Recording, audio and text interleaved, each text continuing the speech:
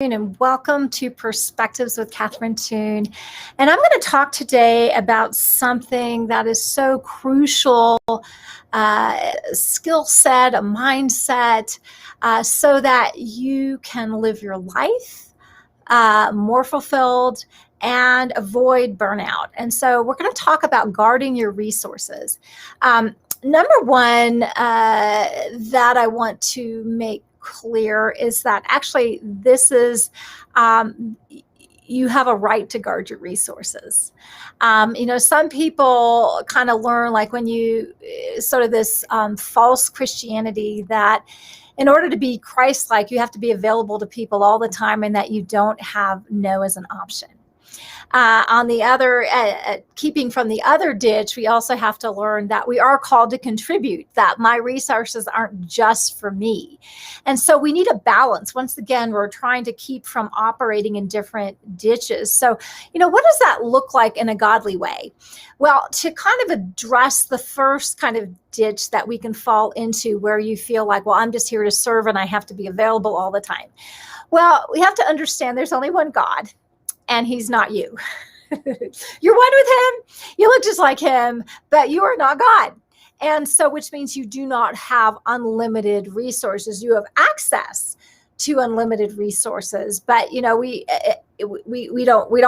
not the source. Okay.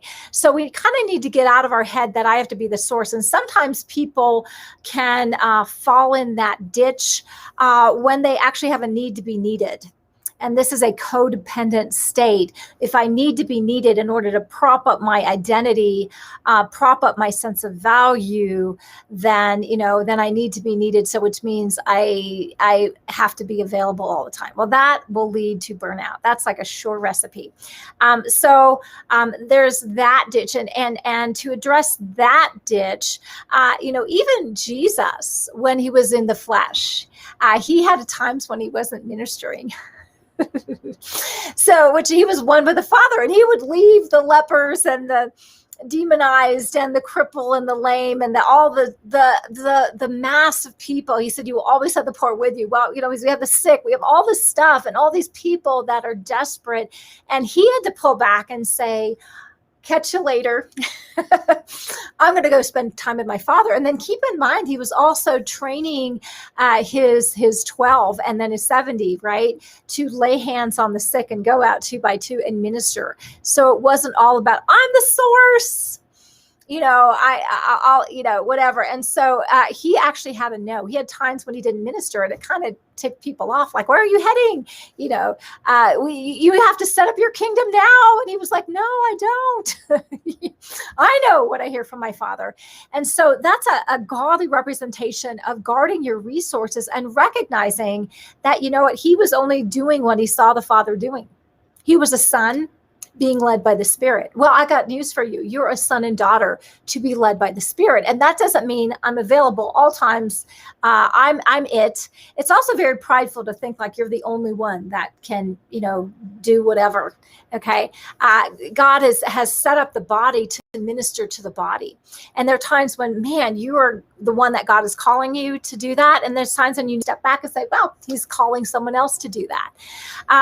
So it's really important that we recognize that, we're not to be the source all the time. And you have a right and actually an obligation to guard your resources because you cannot be available. You are not God. You're not with unlimited an unlimited source. You're a conduit.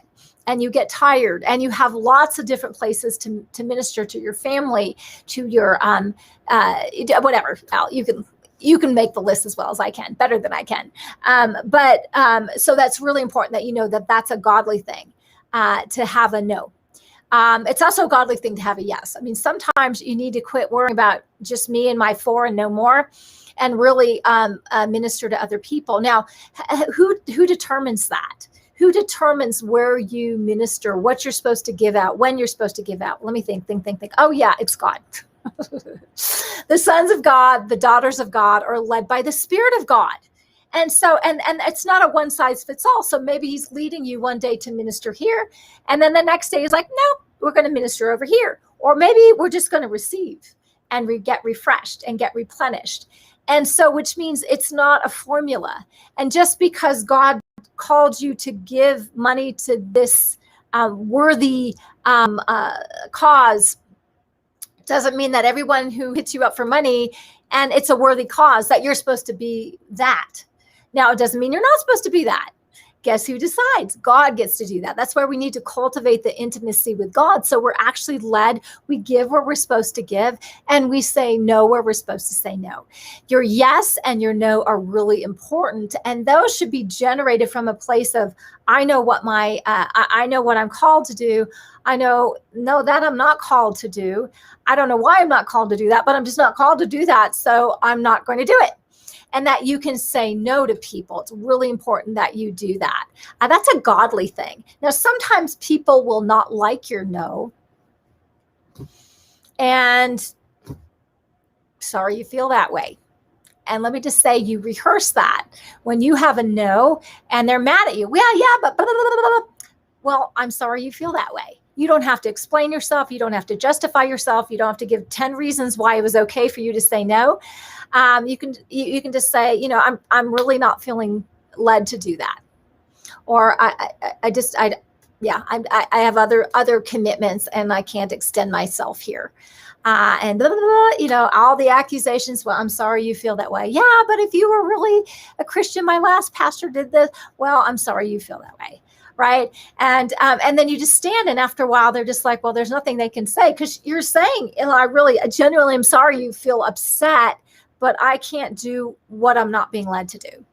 And I've had people who, there are times when I give money to worthy causes, and that's great. And it's a joyous thing.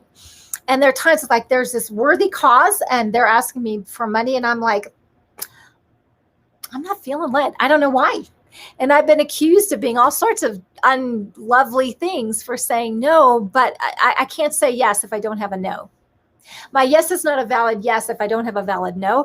And my no is not a valid no if I don't have a valid yes. You see, that's being led by the Spirit, and that is guarding your resources. Now, there are times when we can just be, let me think, oh yes, selfish. And are really being called to give or called to be stretched. And you know that internal thing. And maybe you're having a battle, like God is calling you to give a ton of money to Catherine Toon. Just kidding, but feel free. And you're like, no, I'm going to hold on to it. Well, do what the Lord says do, or to wherever else, or to your neighbor, whatever. You need to be, you're not free to say no if you're not free to say yes. And you're not free to say yes if you're not free to say no. And so we get called into all sorts of false guilt because we're really not clear. And let me say this, if someone's asking you for something and you're not sure, just say, well, let me pray about that and I'll get back to you. And then let's not use prayer as a stinking excuse to avoid people. Okay, that's gross. Okay, but generally pray about it. Say, Jesus, am I supposed to do this? Am I not supposed to do this? And until you get an answer, you don't need to feel obligated to like say yes or no. It's like, I'm not sure yet. Let me sit with that. You don't even need to use the prayer word, because we don't want to use prayer as an excuse not to do anything. We want prayer to be something that's actually like a thing, where we actually can be led. That's just checking in with God and saying, God, is this a yes? Is this a no?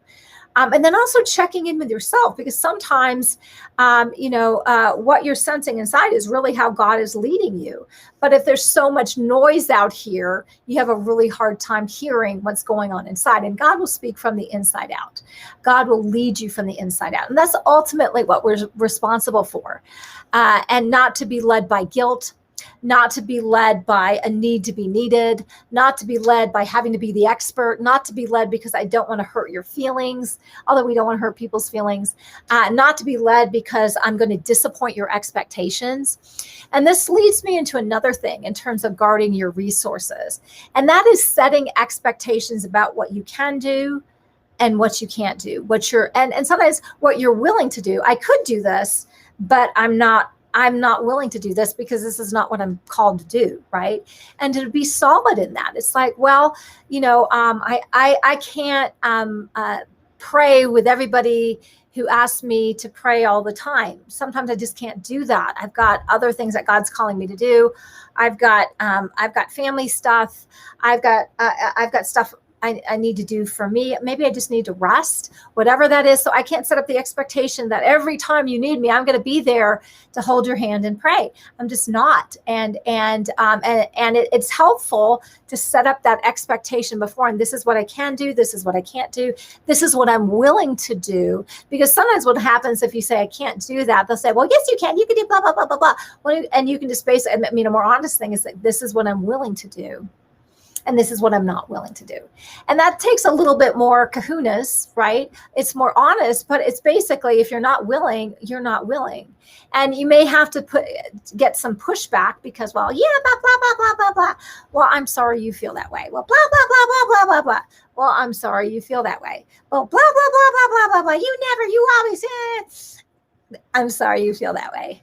And what can they say? They're just going to have to settle down and accept the fact that you're just not willing to do that because you're guarding your resources. You're not being bitchy. You're not being crappy. You're not being a jerk. They may accuse you of all the above. But it's just what you're willing and what you're not willing to do. And that's being a powerful person and guarding your resources and really checking in. What am I supposed to be doing here? Because, every time I have to give someone a no, I'm like, you know what, I'm standing with you for what you need because I know there's a conduit, there's someone out there, there's a resource out there for you, and I'm standing with you for that. And I genuinely mean that. I'm not using that as a blow off just because I don't want to blah, blah, blah. But sometimes, people who don't know you and suddenly have an expectation that you owe me, that's not a godly thing either, right? And so this is why it's really important to be very clear what we're called to do and what we're not called to do, and just be comfortable in that. And then, if you get pushback, well, it's too bad. I'm so sorry. I'm so sorry, right? I mean, you're genuinely sorry, but it's not going to change anything. Why? Because you're led by God. And sometimes Jesus had to say no, which was not popular, right?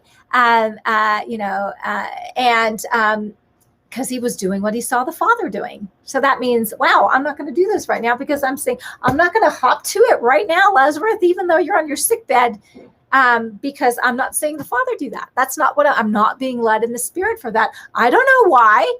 It's not like we're just have to know why. We're just not being led. And it's an honest thing. This is also a thing with integrity that we're not using this as an excuse. Sometimes we use, well, I'll pray for your brother. Like, okay, well, whatever, right? It's the blow off thing. Okay, I'm assuming that you're not wanting to be that because love doesn't look like that. Okay, love looks like a powerful no, not a weeny whiny no. Okay. But it also looks like a yes when it's supposed to be a yes, right? And so we can be that, and we can have some kahunas and basically say, no, I'm sorry, that's not what I'm feeling led to do, but thank you. And I will stand with you for what you need. Genuinely mean it. And, accept that. And if I accept that, I'm sorry you feel that way, right? You're powerful with that. And Jesus, sometimes he was not popular. He was not doing, bad Jesus. He said no to Lazarus, your friend. Bad Jesus. It's like, well, I'm sorry you feel that way, but I was not led that way. And there was something amazing on the other side, right? So we have to trust God and trust to him, recognize that he's a better source than we are a conduit. We don't know better than God. So we just need some humility there, and we need some kahunas, and we need a yes, and we need a no, and we need some real clarity and practice to set up those kind of boundaries because it's healthy. Not only should you guard your resources, but you get to guard your resources so that you have enough for what's you're called to and what's really important to you. And this is key to avoid burnout. Take it from someone who's done the burnout cycle way too many times until ding, ding, ding, ding, I learned, and so can you. Anyway, I hope this has been a very practical help for you today. Share this with someone who needs it. Love you guys.